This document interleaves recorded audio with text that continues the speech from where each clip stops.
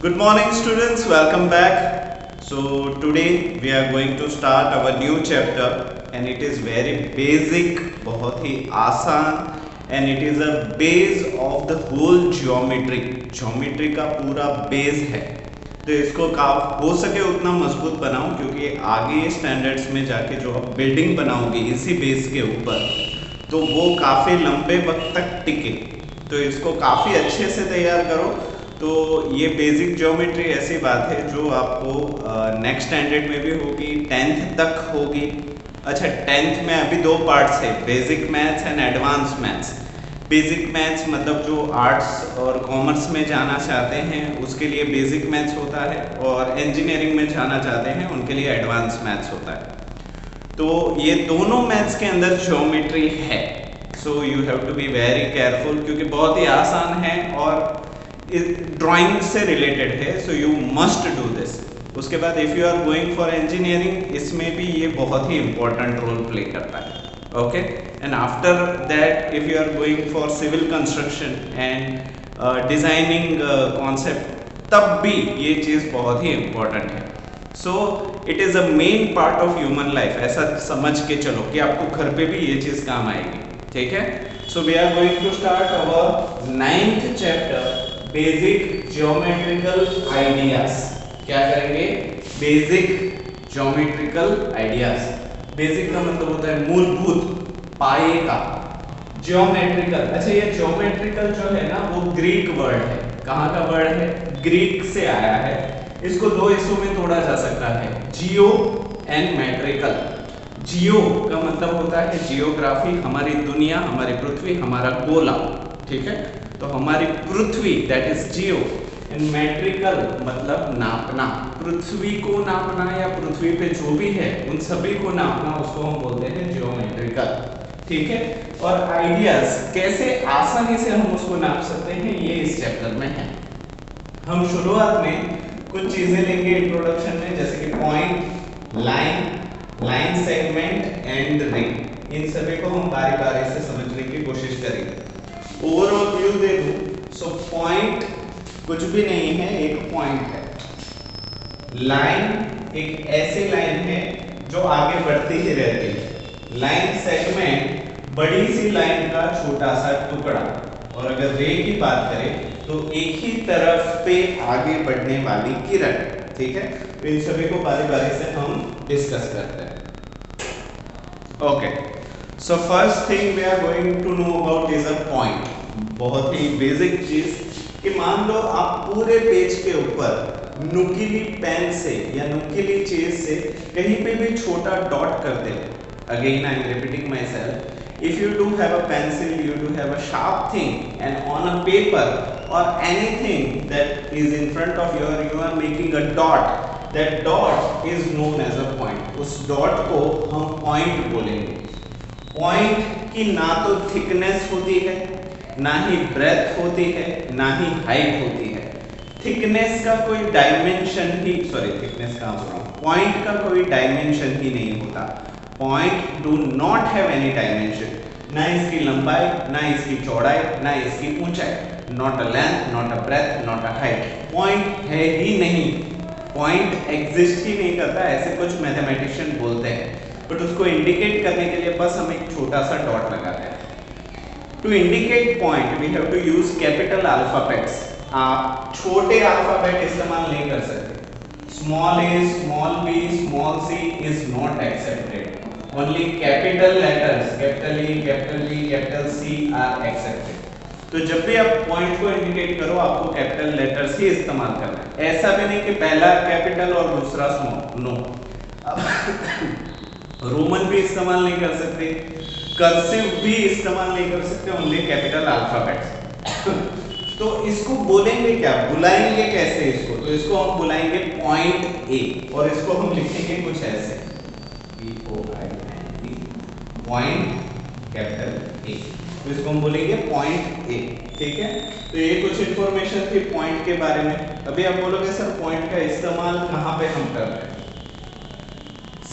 सारे geometrical shapes हैं उन सभी में हम पॉइंट्स का इस्तेमाल करते हैं। For example if you are drawing a triangle, so in triangle you do know about the vertices, vertices के बारे में आप जानते हो। अभी आप बोलोगे सर वर्टिसेस और पॉइंट एक ही है या अलग अलग है? अलग अलग है। वर्टिसेस किसी क्लोज फिगर के होते हैं, जबकि पॉइंट कहीं पे भी एग्जिस्ट कर सकते हैं। समझ में आया? मान लो मैंने ट्रायंगल बनाया तो इनको हम वर्टिसेस बोलेंगे, क्योंकि ये तीन वर्टिसेस मिलके एक क्लोज फिगर बना रहे हैं। जबकि पॉइंट तो कहीं पे भी हो सकते हैं, कितने भी हो सकते हैं, ठीक है। सो दिस आप बोलोगे सर वर्टिसेस को पॉइंट बोल सकते हैं, हाँ, बट पॉइंट को वर्टिसेस नहीं बोल सकते। फॉर एग्जांपल ये BC है तो ये कोई भी क्लोज फिगर नहीं बनाता, तो इसको हम पॉइंट B पॉइंट C ही बोलेंगे। जबकि इसको हम पॉइंट ABC भी बोल सकते हैं, वर्टिसेस ABC भी बोल सकते हैं, ABC। तो किसी भी क्लोज फिगर के एंड पॉइंट्स को दिखाने के लिए हम पॉइंट का ही इस्तेमाल करते हैं, चाहे वो ट्रायंगल हो, चाहे वो रेक्टेंगल हो, क्वाड्रिलेटरल हो, कुछ भी हो, BC D। तो ये थी कुछ पॉइंट के बारे में जानकारी। अभी हम आगे बढ़ते हैं। Okay, now we are going to talk about line. Line के बारे में बात करते हैं। So what is a line? तो line is a collection of points. अगर मैं पॉइंट्स को एक ही लाइन में लगा दूं, एक ही लाइन में लगा दूं और उन सबको मैं जोड़ दूं, और उन सबको मैं जोड़ दूं तो मुझे लाइन मिलेगी। So line is a collection of points. पहली चीज, line is a collection of points. एक लाइन के ऊपर लाखों अरबों पॉइंट्स हो सकते हैं। And this concept is related to 9th also. 9th में एक चैप्टर है, it is from I think 5th chapter. तो 5th चैप्टर में ऐसे ही बेसिक क्वेश्चंस है, तो आप अभी 9th का भी थोड़ा थोड़ा सीख रहे हो। Getting my point? Okay. So line is a collection of point where line is continuously overcoming the whole length. Line दोनों ही छोर पे कंटिन्यूअसली, एंडलेसली आगे बढ़ती ही रहेगी। और अगर ये रुक नहीं रही है, ना लेफ्ट पे या ना राइट पे, उसका मतलब हो गया कि इसके ऊपर अरबों खरबों पॉइंट्स हो सकते हैं। समझ में आया? तो लाइन की बात तो हमने कर ली कि लाइन दोनों ही तरफ आगे बढ़ती जा रही है। पॉइंट के बारे में we came to know, it do not have a length, it do not have a breadth, it do not have a thickness. उसके पास लेंथ नहीं होती, ब्रेथ नहीं होती, थिकनेस भी नहीं होती। पर अगर हम लाइन की बात करें तो उसके पास लेंथ है, ब्रेथ और थिकनेस नहीं है। ठीक है, देखो पॉइंट के 0 डायमेंशन थे, पॉइंट का कोई डायमेंशन ही नहीं था। जब हम लाइन पे आए तो अभी हमें एक डायमेंशन मिला, जो कि है लंबाई, क्योंकि लाइन को हम कितना लंबा है वैसे ही नाप सकते हैं। Got my point? So line do have only one dimension and that is length, not a breadth, not a thickness. वो फैला हुआ भी नहीं है और वो मोटा भी नहीं है, ठीक है। So line ऐसे हो गया। Now there are some properties of line. Lines की कुछ properties हैं, वो मैं आपको एक एक करके समझाता हूँ। Property number 1, line do not have an exact dimension. अगर आपको कोई बोले कि 10 सेंटीमीटर की लाइन बनाओ, सो it is not possible, because line is endless, ये चलती ही जाती है। इसी की हेल्प से हमने नंबर लाइन पढ़ा था। क्यों? क्योंकि नंबर सारे लाइन के ऊपर होने की वजह से बढ़ते ही जा रहे हैं, बढ़ते ही जा रहे हैं, ठीक है। सो लाइन इज एंडलेस, लाइन कभी भी खत्म नहीं हो सकती। Got my point? Point number 1, line के नाम देने के, जैसे हम पॉइंट को नाम देते थे कैपिटल से, उसी तरीके से लाइन को नाम देने के 2 रास्ते हैं। रास्ता number 1, path number 1, line can be indicated by small alphabets, small a, small b, small c। ये स्मॉल ABC से आप लाइन का नाम दे सकते हो। फॉर एग्जांपल इस लाइन को मैं नाम दे देता हूँ L, तो इसको हम स्मॉल l से इंडिकेट कर सकते हैं और ऊपर ऐसे लाइन बना सकते हैं।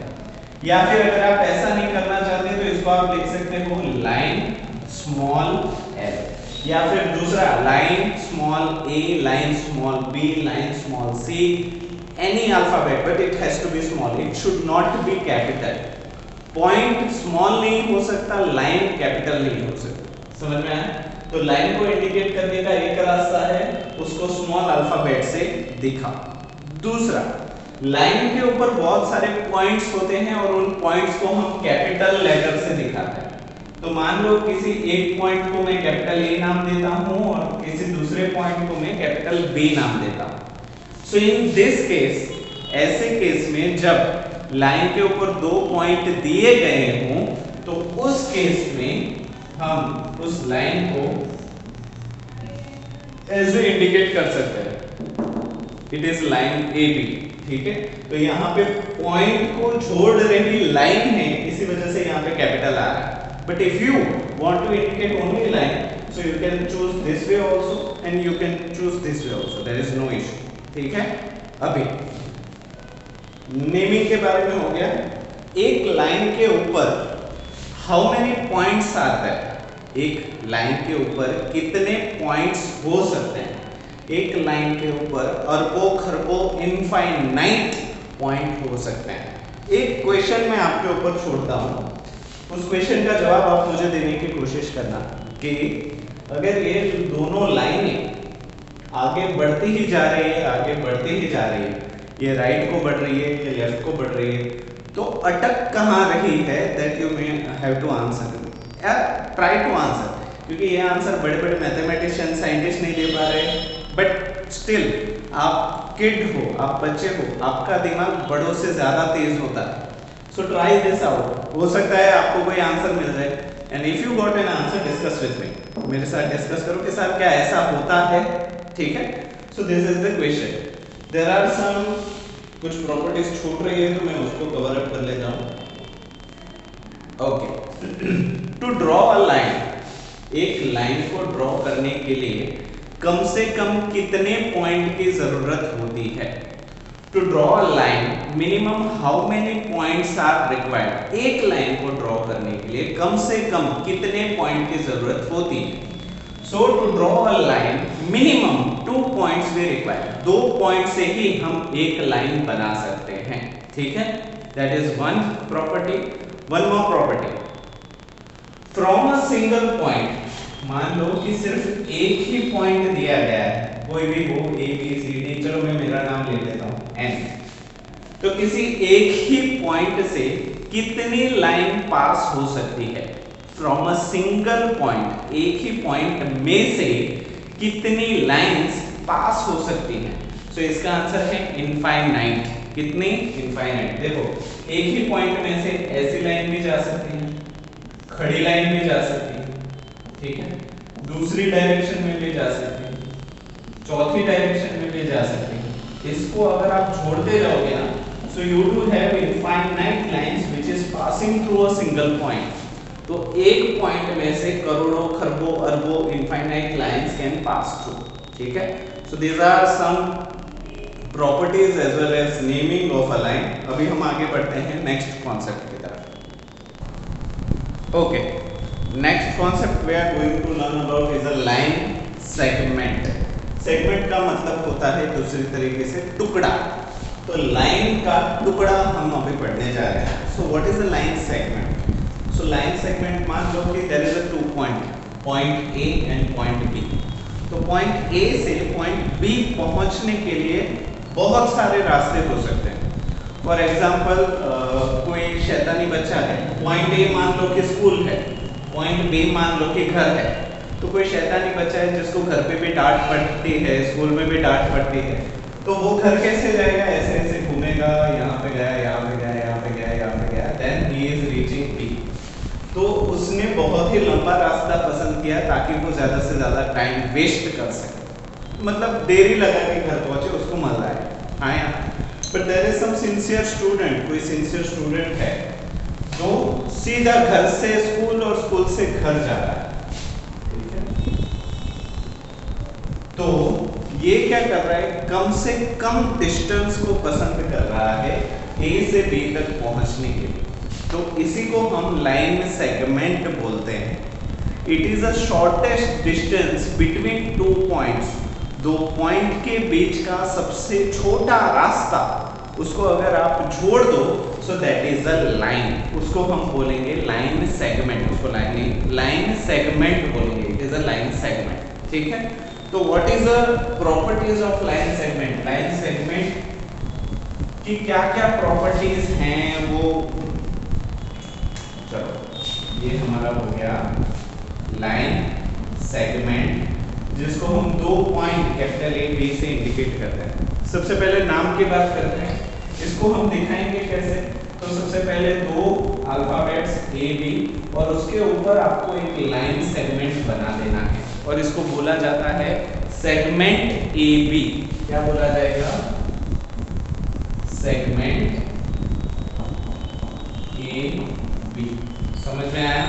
सो it is a line segment A B.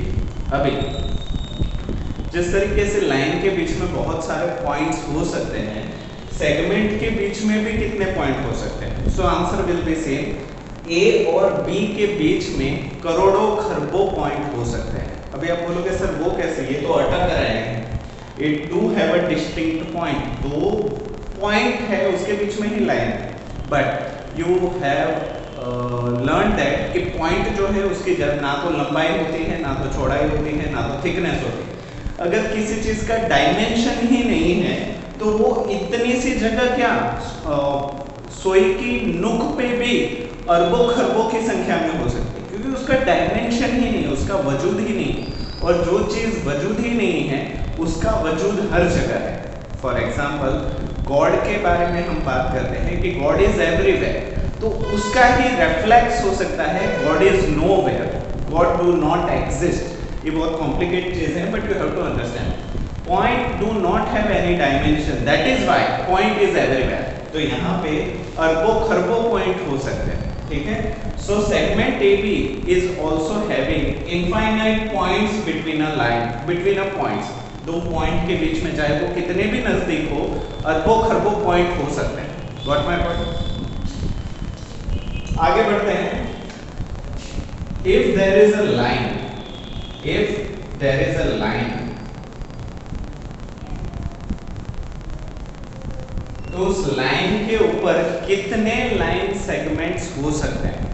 So again answer will be the same, infinite line segment हो सकते हैं, क्योंकि लाइन के टुकड़े से ही सेगमेंट बनता है।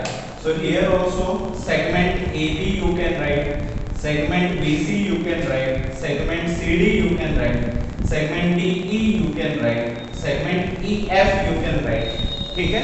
सेगमेंट को जोड़ के ही लाइन बनती है, या लाइन का छोटा टुकड़ा ही सेगमेंट कहलाता है।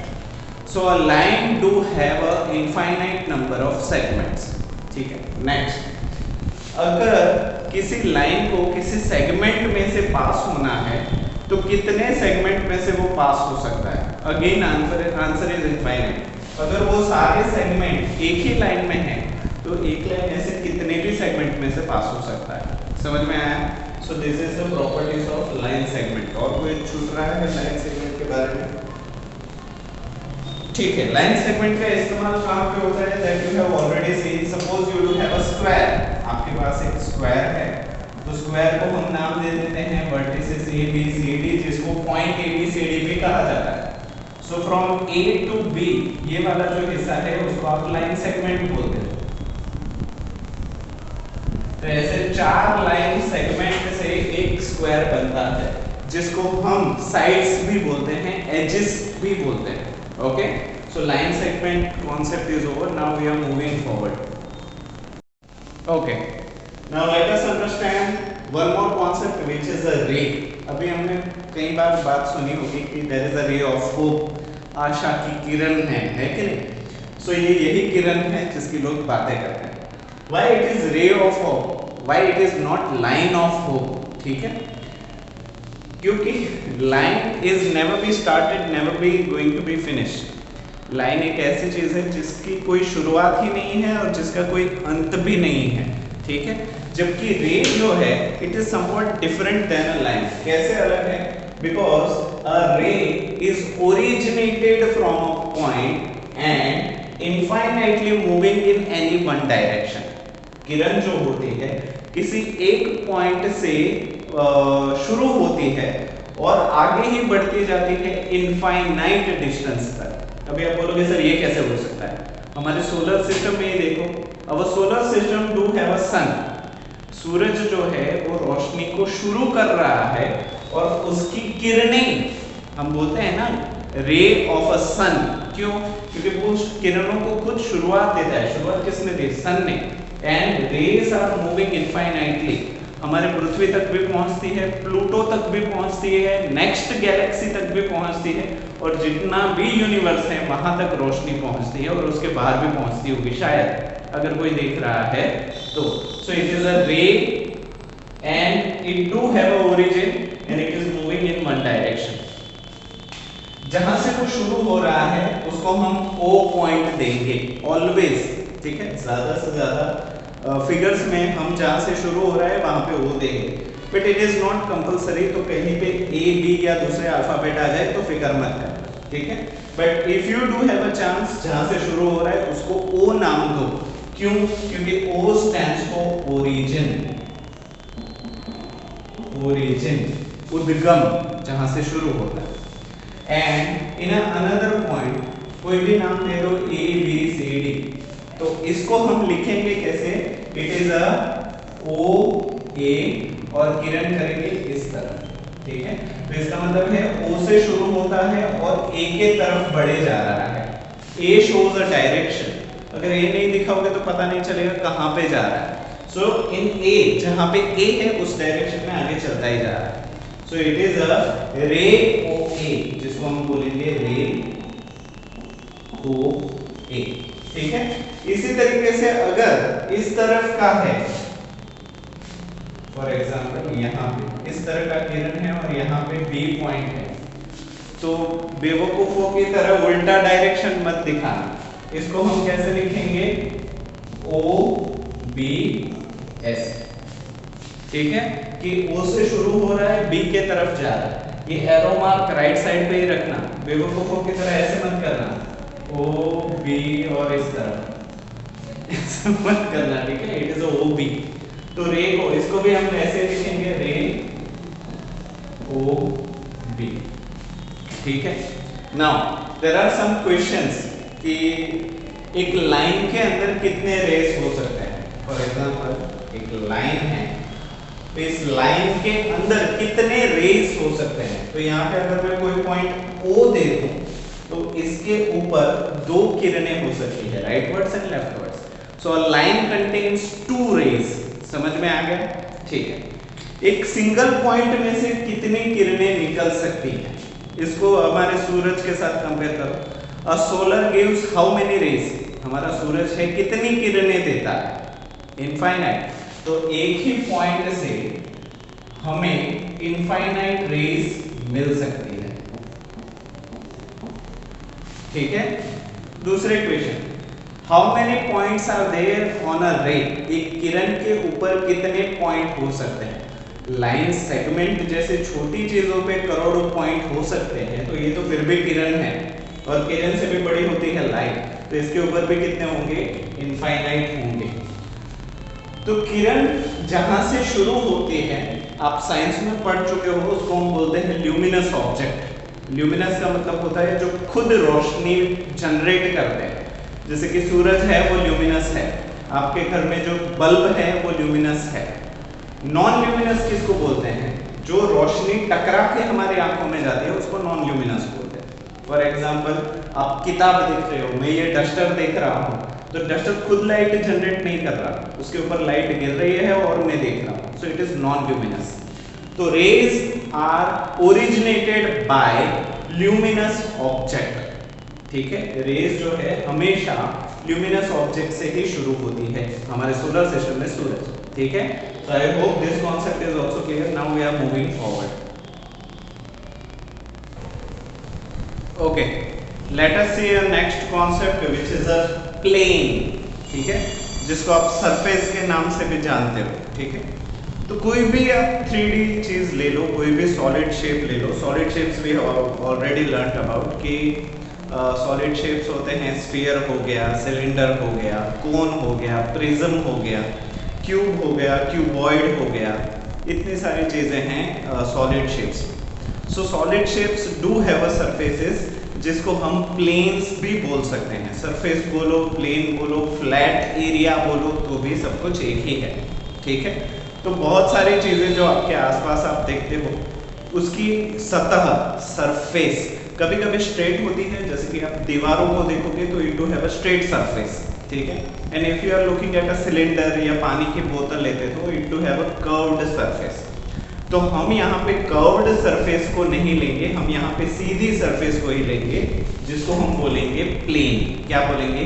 प्लेन। नाउ नेमिंग की बात करते हैं कि प्लेन को हम नाम कैसे देंगे। सो प्लेन, अच्छा चलो, जैसे कि point do not have any dimension, line do have only one dimension, that is length. Plane के कितने डायमेंशंस होते हैं? Length, breadth and height. तो उसके पास लेंथ और ब्रेथ होती है, हाइट या थिकनेस नहीं होती, ठीक है।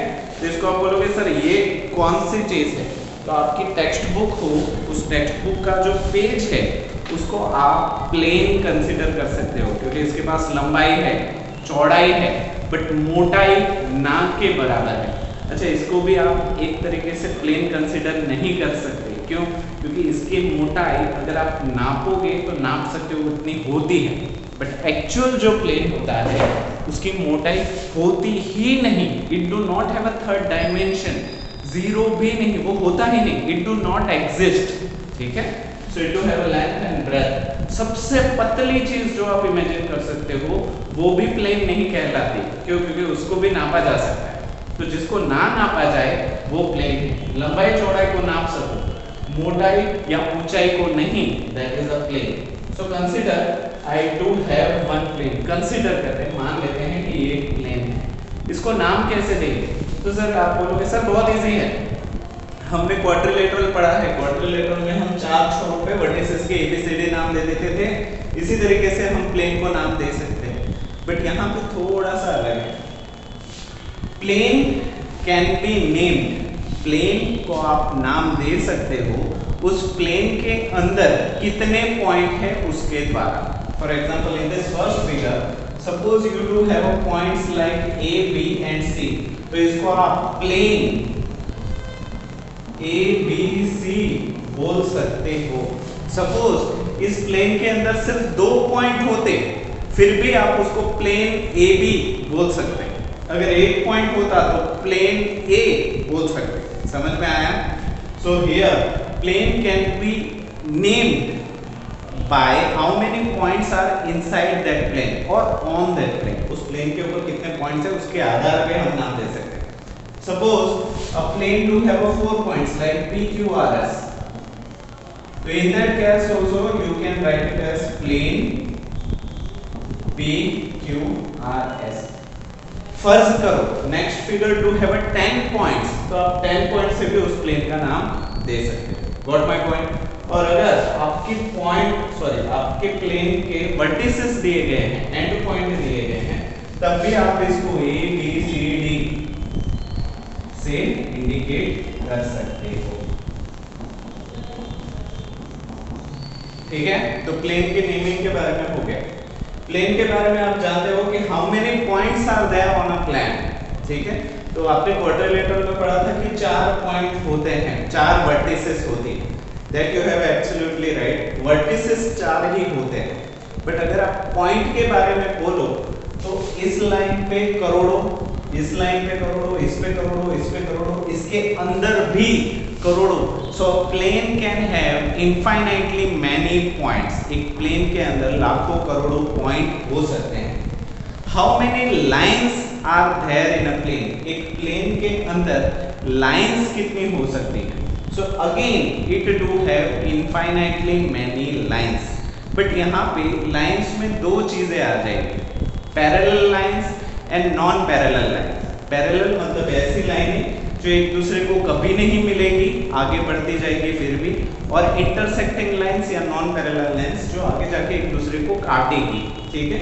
So it do have infinitely many parallel lines and infinitely many intersecting lines. एक प्लेन के अंदर बहुत सारी पैरेलल लाइन भी हो सकती है, इंटरसेक्टिंग लाइन भी हो सकती है, ठीक है। तो अभी सपोज ये तो हमारा था 2 dimension, But suppose a solid shape is there like a cuboid.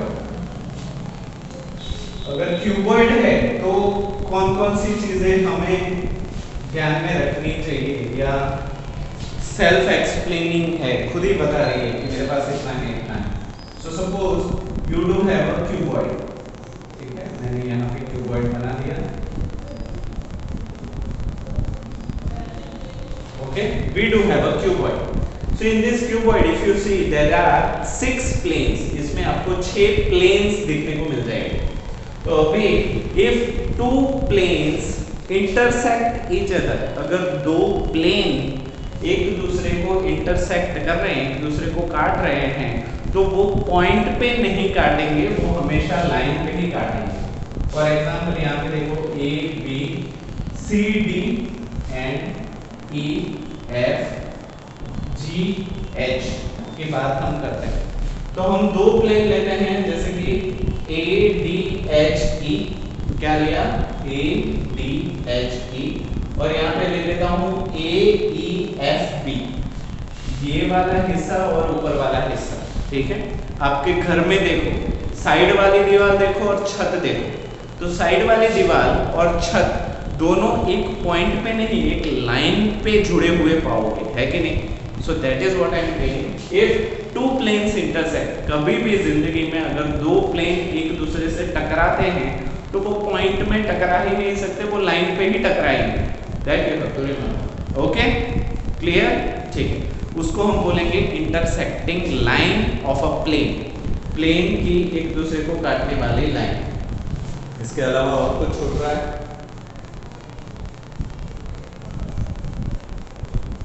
ठीक है, इतनी चीज थी। अभी हम आगे बढ़ते हैं इंटरसेक्टिंग लाइंस के तरफ।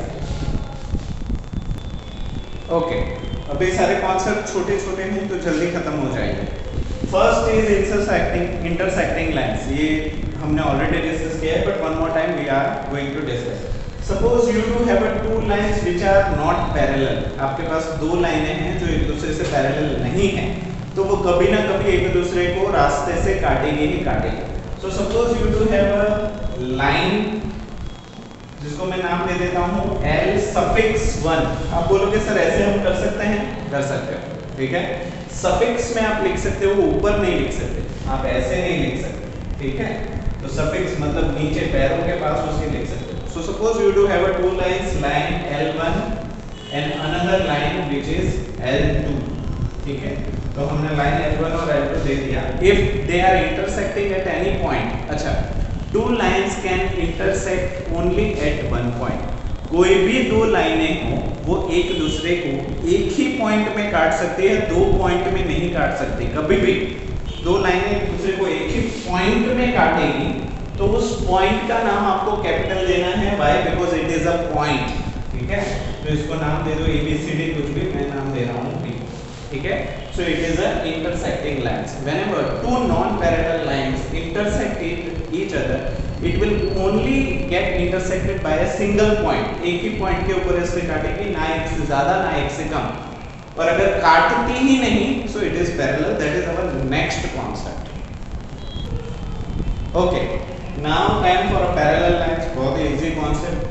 A line which will never meet. ऐसी 2 लाइनें जिसको आप इनफाइनाइट डिस्टेंस तक आप आगे बढ़ाते जाओ, फिर भी वो एक दूसरे को कभी ना मिले, अधूरी ब्रेन की कहानी हो, तो उसको हम पैरेलल लाइंस बोलेंगे। For example L1 and L2 are lines which we are never going to meet, वो आगे जाके कभी भी मिलने नहीं वाले, चाहे आप उसको ऊपर फैलाओ या नीचे फैलाओ। They will keep a distance, वो उनके बीच का जो डिस्टेंस है वो मेंटेन करके आगे ही बढ़ती जाएगी। Such lines is known as a parallel lines. तो यहाँ पे L1 L2 का एग्जांपल ले लो या M1 M2 का एग्जांपल ले लो। These lines are parallel lines. They are never going to meet. So intersection will never happen. ये दोनों के बीच में intersection काटना होगा ही नहीं, ठीक है।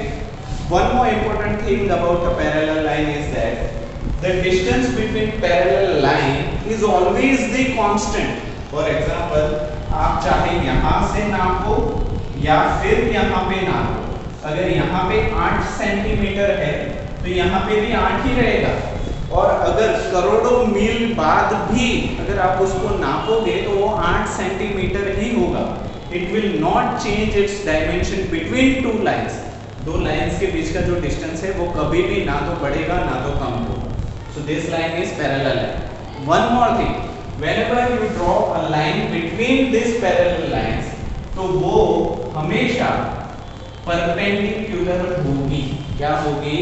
परपेंडिकुलर होगी, मतलब 90 डिग्री एंगल होगा। ये 90 डिग्री एंगल आप पैरेलल लाइन के बीच में ही बना सकते हो, नॉन पैरेलल में ये 90 नहीं बनेगा। Got my point? So if you are drawing a line, a straight line, so it can make 90 degree both sides. वो दोनों ही जगह पे 90 डिग्री बनाएगा। ठीक है? So lines parallel line is over. ठीक है, इसका एग्जांपल मैंने आपको दिया था, फिर से one more time. Railway track is an example of parallel lines. आपने देखा होगा रेल की जो दो पटरियां होती हैं वो एक दूसरे से डिस्टेंस मेंटेन करके चलती जाती है। They are never going to meet. Junction को अवॉइड करो, ठीक है, क्योंकि जंक्शन का एग्जांपल लोगे तो दे आर इंटरसेक्टिंग, बट हमें छोटा सा कोई तो एग्जांपल चाहिए, सो इट इज पैरेलल। ठीक है, next question many students ask कि सर सेगमेंट पैरेलल हो सकते हैं? ठीक है, सेगमेंट भी पैरेलल हो सकते हैं अगर वो सेगमेंट में से जो लाइनें निकल रही हैं, वो लाइनें अगर एक दूसरे से पैरेलल हो तो उस लाइन के ऊपर आए हुए करोड़ों सेगमेंट एक दूसरे से पैरेलल होंगे। If lines are parallel then segment is obviously parallel. Got my point? तो ये कॉन्सेप्ट पे खत्म। अभी आगे बढ़ते हैं। Okay, now next point is concurrent lines. ये काफी इंटरेस्टिंग मजेदार कॉन्सेप्ट है। Why? Because suppose in a plane, अच्छा मैं यहाँ पे बात कर रहा हूँ एक ही प्लेन की, so you have to remember it very carefully. On a single plane, एक ही प्लेन के ऊपर अगर there are more than two lines, मतलब दो या दो से ज्यादा लाइनें एक दूसरे को एक ही पॉइंट में से इंटरसेक्ट कर रही हैं, they are intersecting through a single point. दो चीजें ध्यान में रखो, सिंगल प्लेन, एक ही प्लेन के अंदर दो से ज्यादा लाइनें L1, L2, L3, more than two lines are intersecting, एक दूसरे को काट रहे हैं एक ही पॉइंट पे, तो ऐसी लाइंस को L1, L2, L3 को हम कॉन्करेंट लाइंस कहेंगे। और ये जो पॉइंट है उसको हम बोलते हैं पॉइंट ऑफ कॉन्करेंसी, या तो कॉन्करेंट पॉइंट बोल दो इसको, ज्यादा मुश्किल मत लो।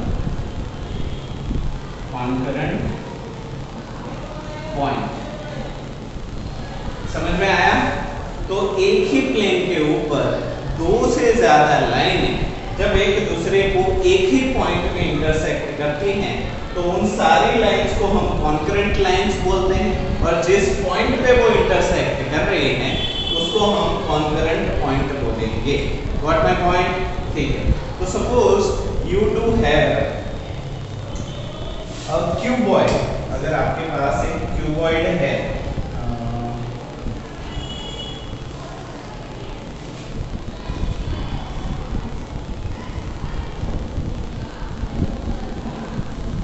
ठीक है, सो क्यूबॉइड हैव 6 प्लेन्स। ठीक है, कितने प्लेन्स हैं? 6 प्लेन्स हैं, और 6 प्लेन्स के ऊपर ऐसे बहुत सारे कॉन्करेंट लाइंस हो सकती है। ठीक है, पर वो एक प्लेन पे नहीं होगी। फॉर एग्जांपल, अगर ये वाला प्लेन है तो इसके ऊपर जो लाइन है वो इस वाले प्लेन की लाइन से इंटरसेक्ट तो होगी ही होगी, है कि नहीं? बट फिर भी इन लाइन को या फिर तीसरी लाइन को हम कॉन्करेंट नहीं बोल सकते। समझ में आया? कॉन्करेंट होने के लिए एक ही प्लेन पे होना जरूरी है। Got my point? So it is very important topic. 3 dimension में कॉन्करेंसी नहीं आ सकती। जब भी हम 3 डायमेंशन की बात करें, मतलब लंबाई, चौड़ाई, ऊंचाई, पूरा स्फीयर हम बात करें, तब कॉन्करेंसी पॉसिबल नहीं है। बट हाँ, एक दीवार के ऊपर आप लाइनें बनाते हो, एक ही दीवार के ऊपर आप बहुत सारी लाइनें बनाते हो और उस लाइनों को एक ही पॉइंट पे इंटरसेक्ट करते हो, तो उस दीवार की कॉन्करेंसी होती है। What my point? Very good.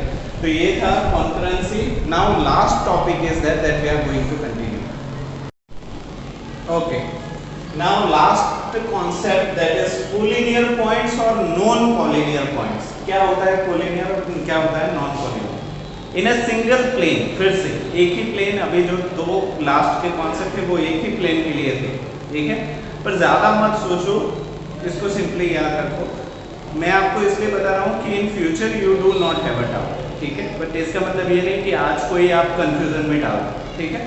So in a single plane if there is a line, एक प्लेन के ऊपर एक लाइन है, क्योंकि कितनी भी लाइन हो वो किसी न किसी प्लेन के ऊपर तो होगी।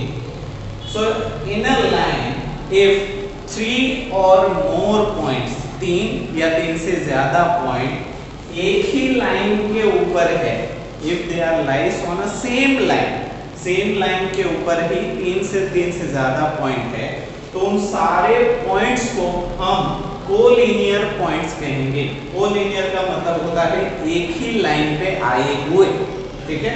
सो दीज आर कोलिनियर पॉइंट्स। दूसरी फिगर देखो, A and C is on a line के ऊपर है, but B is on another line, दूसरी लाइन के ऊपर है या दूसरी जगह पे है। So these 3 points are non collinear, एक लाइन में नहीं है, ठीक है। सो 3 और more than 3 points are in a same line, then such points are known as a collinear points or else they are not collinear or non collinear points, ठीक है। तो इसी के साथ ही